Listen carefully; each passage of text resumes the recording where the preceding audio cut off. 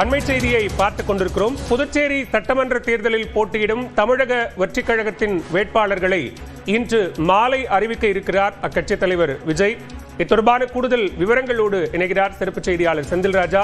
செந்தில், நாளை வேட்புமனு தாக்கல் நிறைவடைய இருக்கக்கூடிய நிலையில இன்று மாலை வேட்பாளர் பட்டியல் அறிவிக்கப்பட இருக்கிறது. பட்டியல் தயாராகிவிட்டதா? விவரங்கள்.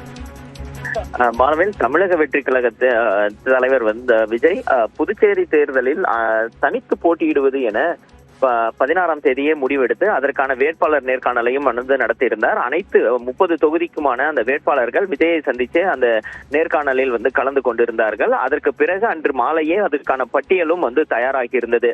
அதற்கு பிறகு இந்த வேட்பாளர்கள் அனைவரும் அந்த அபிடேவிட் தயார் செய்யும் பணி நடைபெற்று இருந்தது. அது நேற்று இரவு வரை அந்த பணிகள் நடைபெற்றது. தற்போது அந்த அனைத்து பணிகளும் நிறைவடைந்து அந்த முழுமையான பட்டியல் என்பது தயாராகிவிட்டது.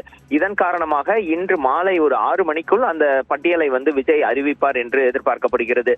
முதல் முறையாக தமிழக வெற்றி கழகம் கட்சி ஆரம்பித்து ஒரு தேர்தலுக்கு முதல் முறையாக ஒரு வேட்பாளர் பட்டியலை விஜய் வெளியிட இருக்கிறார். இதனால் அந்த கட்சியினர் மத்தியிலும் ஒரு பெரும் எதிர்பார்ப்பு இருக்கிறது. அதாவது தமிழக சட்டமன்ற தேர்தலை அந்த வேட்புமனு வேட்பாளர்களை அறிவிப்பதற்கு முன்பாக புதுச்சேரி வேட்பாளர்களை அவர் அறிவிக்க இருக்கிறார். ஏனென்றால் நாளையுடன் அந்த வேட்புமனு தாக்கல் என்பது முடிவெட இருக்கிறது. எனவே இன்று அறிவிக்கக்கூடிய அந்த வேட்பாளர்கள் நாளை தமிழக வெற்றி கழகத்தின் சார்பில் ஏப்ரல் 9ஆம் தேதி நடைபெற இருக்கக்கூடிய சட்டமன்ற தேர்தலுக்காக, புதுச்சேரி சட்டமன்ற தேர்தலுக்காக நாளை வேட்புமனு தாக்கல் செய்ய இருக்கிறார்கள். பாலவே, விவரங்களுக்கு நன்றி செந்தில்.